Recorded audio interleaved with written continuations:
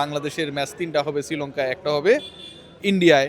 রেসাদ ভাই, বাংলাদেশকে নিয়ে আইসিসি 3টা সংখ্যার কথা আসিফ নজরুল জানিয়েছেন এবং 3টা সংখ্যাই খুবই অন্যরকম এই কারণে মুস্তাফিজ থাকবে না, বাংলাদেশি ক্রিকেটার জার্সি পড়তে পারবে না।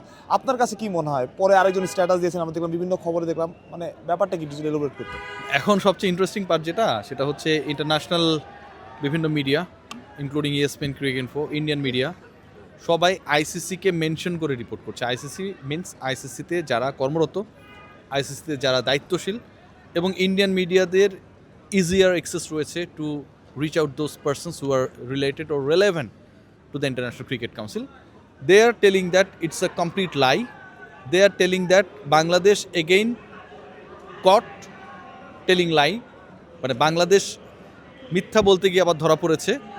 এবং যেই ক্লেইমটা বা যেই দাবিটা বা যেই ঘটনাটা আইসিসির সিকিউরিটি টিম বাংলাদেশকে চিঠি দিয়েছে, সরকারকে চিঠি দিয়েছে mentioning 3 important issues, Asif Nazrul sir বলেছেন সেটাকে তারা ডাহা মিথ্যা বলে অভিহিত করেছে। আপনি যদি গুগল করেন বাংলাদেশ ক্লেমস কি বলবো যে ডিনাইড বাই আইসিসি লিখেন, সেখানটা আপনি এটা পেয়ে যাবেন।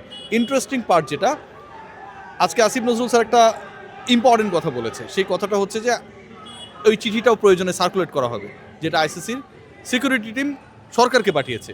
আমার কাছে মনে হয় যেহেতু এখন ডাহা মিথ্যা বলা হচ্ছে, তাকে মিথ্যাবাদী বলা হচ্ছে, তাকে মিথ্যাবাদী বলা মানে বাংলাদেশকে মিথ্যাবাদী বলা হচ্ছে, কালকের মধ্যে যেন এই চিঠিটা আমরা পাই, আমরা যেন এটা প্রতিবাদ জানাতে পারি।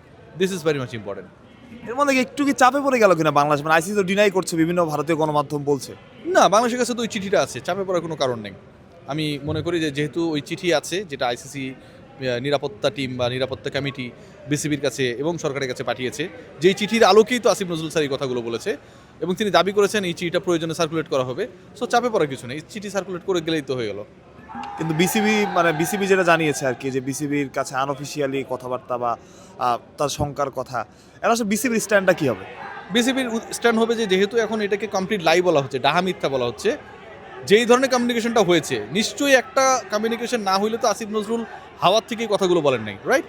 কোনো না একটা জায়গা থেকে যোগাযোগ হয়েছে, সেই যোগাযোগটা তিনি সরাসরি যুক্ত ছিলেন অথবা ভায়া হয়ে তার কাছে এই তথ্যগুলো এসেছে।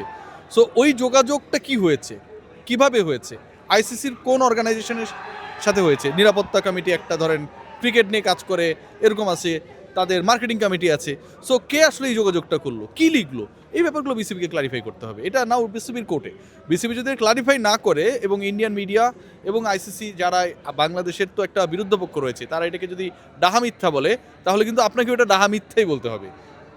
বিসিবি ক্লারিফাই না করা পর্যন্ত আপনাকেও এটা ডাহা মিথ্যাই বলতে হবে। So now it's on BCB's court. ভাই, একটা কথা শুনছিলাম যে গ্রুপ চেঞ্জ হতে পারে, মানে বাংলাদেশকে অন্য গ্রুপে দিয়ে দেওয়া হতে পারে, শ্রীলঙ্কার গ্রুপে। এটা সম্ভাবনা কতটুকু? কিন্তু অনেক কথাই শুনছি। দেখেন, আমি গত 3-4 দিন থেকে যে কথাগুলো শুনছি, নাম্বার 1, বাংলাদেশের ম্যাচ 3টা হবে শ্রীলঙ্কায়, একটা হবে ইন্ডিয়ায়। তারপরে শোনা গেল যে বাংলাদেশের ম্যাচেসগুলো হবে আপনার দক্ষিণাঞ্চলের যে সিটিগুলো রয়েছে, যেখানটায় গ্যাঞ্জাম কম, সেখানটায়।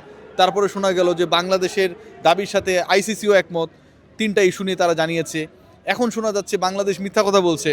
আমি এখন আসলে এমন একটা ঘটনা তৈরি হয়েছে, এত বেশি পেঁচাই গেছে ব্যাপারটা, এখন কোনো কিছুই আসলে না হওয়া পর্যন্ত বলাটা খুব ডিফিকাল্ট, মানে খুবই ডিফিকাল্ট। আপনি একটা বলবেন, এই যে ভিউয়ার্সরা যারা আমাদেরকে শোনে, তারাও কনফিউজড হচ্ছে। আমিই বা কী করবো বলেন? আমরা যে আপডেটটা পাচ্ছি, আসিফ নজরুল স্যার যেটা বলেছে সেটাই তো আমরা বলেছি, ইন্ডিয়ান মিডিয়া এখন যেটা বলেছে সেটাই তো আমরা বলছি, আমরা তো বানিয়ে কিছু বলছি না। বাট আমার কাছে মনে হয় সাংবাদিকরা এখন সবচেয়ে চ্যালেঞ্জে আছে।